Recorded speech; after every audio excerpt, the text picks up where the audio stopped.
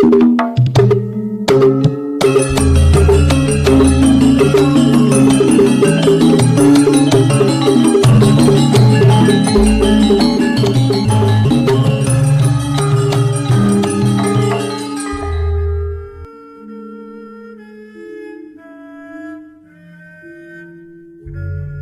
Ibu, para kadang kinasih simbah-simbah lan adik-adik, para rama suster bruder berkah dalem Gusti, sugeng rawuh wonten ing PDSK channel menika.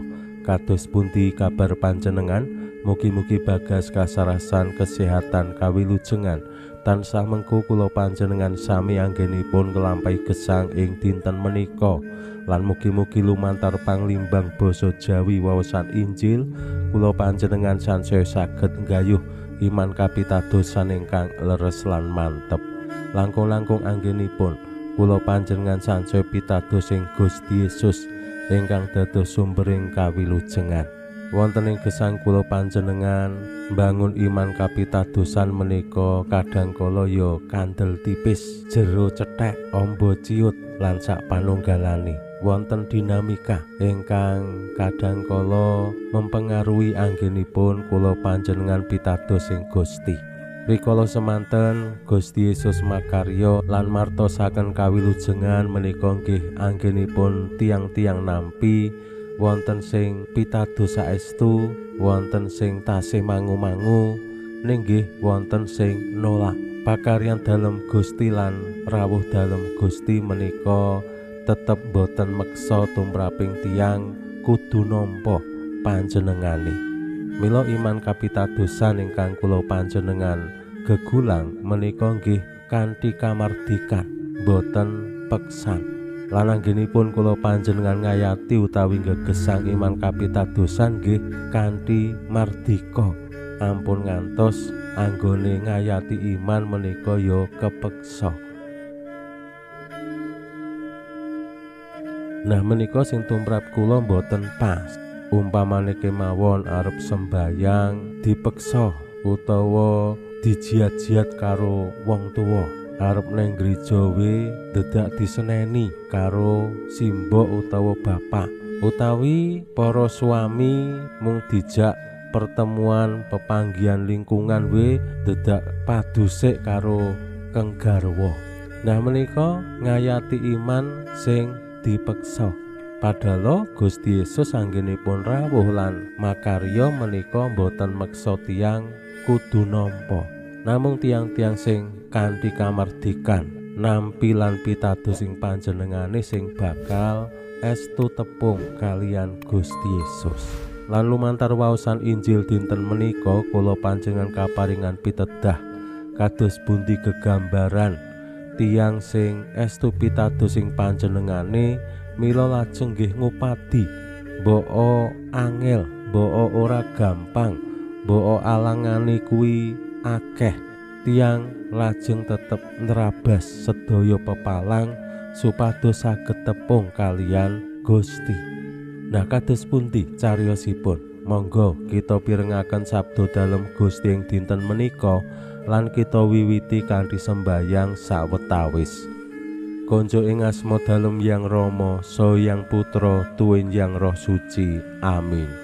Suwawi sami munjuk Gusti Yesus, sabda dalem Yang Rama ingkang sampun manjalma, mugi karsa ngandika dhateng kawula wonten ing asepen ing telenging manah kawula, kabikao kegiatan lan panglipur ingkang manjing ing sabda dalem kapenuwana kawula mawi ing kawicaksanan dalem. Mugi-mugi srana anggen kawula maos lan mirengaken sabda dalem, kawula sansaya nunggil ing sampeyan dalem. Amin. Waosan Injil kapetik saking Injil Markus bab kalih ayat 1 ngantos dumugi 12. Nalika samono Gusti Yesus rawuh maneh ing Kapernaum. Bareng ana kabar yen Gusti ana ing dalem, wong-wong padha ambyuk saking akehe nganti omahe tekan ing ngarep lawang pisan ora amot. Sakjerone Gusti medhar sabda, ana wong papat teka nggotong wong lumpuh sarehne ora bisa nyowanake ing ngarsane Gusti marga saka akehing wong. Mula banjur mbukak payon. Sawise menga lincake si lumpuh diudhunake. Gusti preksa pangandele wong-wong mau banjur ngandika marang si lumpuh, "Ger, dosamu kaapura." Nanging ing kono ana ahli kitab sawetara sing padha batin. "Omong kok kaya mangkono, iki rak nyamah Allah. Sapa sing bisa ngapura dosa kejaba Allah piyambak?" Gusti preksa sakjroning batos gagasane wong-wong mau banjur ngandika, "Ya gene kowe duwe gagasan ala ing jroning atimu. Gampang endi kandha marang wong lumpuh iki? Dosamu wis kaapura? Apa kandha tangiya lincakmu angkaten lan mlaku? Nanging supaya kowe ngerti yen putraning manungsa kagungan panguwasa ngapura dosa, nuli ngandika marang si lumpuh, 'Aku dawuh, tangiya lincakmu angkaten lan mulya.' Wong mau menyat, lincake diangkat, nuli mangkat mulih.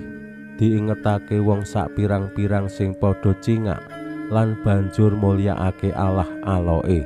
Sing kaya mangkene iki aku durung tau nyipati." Makaten sabda dalem Gusti. Suwawi sami munjuk. Gusti, kawula munjuk sembah nuwun karana sabda dalem. Sabda dalem dadosa obor ingkang madangi margining gesang kawula. Katuntuna kawula sageta sabda dalem menika numusi manah ngantos tansah ngrembaka kangge nggayuh gesang ing swarga. Amin. Bapak Ibu para kadang kinasih simbah-simbah lan adik-adik, rikala Gusti preksa wonten tiyang sekawan sing gotong tiyang lumpuh lajeng ngupadi nyowanake ing ngarsane lan anggenipun nyowanake liwat payon. Gusti menilai pangandele tiyang-tiyang menika. Lajeng tanpa disuwun Gusti ngendika, "Ger, dosamu kaapura." Menika temtu adamel kaget tiyang-tiyang sing wonten ing dalemipun Gusti. Kok iso wong lara lumpuh terus diapura dosane? Apa ana hubungane antarane lara lumpuh karo dosa? Nek wong tumindak nista umpamane nyolong, mateni wong, kuwi dosa. Ning wong lumpuh sing disuwanake kok diapura dosane? Dosane napa? Menika tentu dados pitakenan. Apa hubungane dosa karo lara? Tentu pemahaman ing jaman semanten lan keyakinan tradisi Yahudi jaman semanten, dosa magayutan banget karo lara. Wong sing lara menika merga akibat dosa, mbuh dosane dhewe, mbuh dosane wong tuwa. Merga dosa menika nuwuhake paukuman saking Allah lan paukuman sing asring injih menika gerah. Mila jaman semanten yen wonten tiyang gerah langsung disimpulake merga kadosan, mbuh dosa sing digawe dhewe utawa dosa sing diwarisake dening tiyang sepuh. Saking pemahaman utawi keyakinan tiang-tiang jaman semanten, Gusti lajeng ngendika, "Ger, dosamu kaapura." Ning masalahe tumrap para ahli kitab sawetara sing dilalah ugi wonten ing mriku, sing bisa ngapura dosa menika namung Allah. Menika persoalane, kok Gusti Yesus wani-wani ngapura dosa? Yen dosa supaya diapura tumraping para ahli kitab, sowaning padaleman suci ngaturake kurban. Menika kangge nebus dosa. Sing ngapura tetep Gusti Allah. Mila Gusti Yesus nanggapi menapa sing dibatin dening para ahli kitab. Menika dados pitedah tumraping kula panjenengan bilih Gusti Yesus estu kagungan panguwasa ngapura dosa.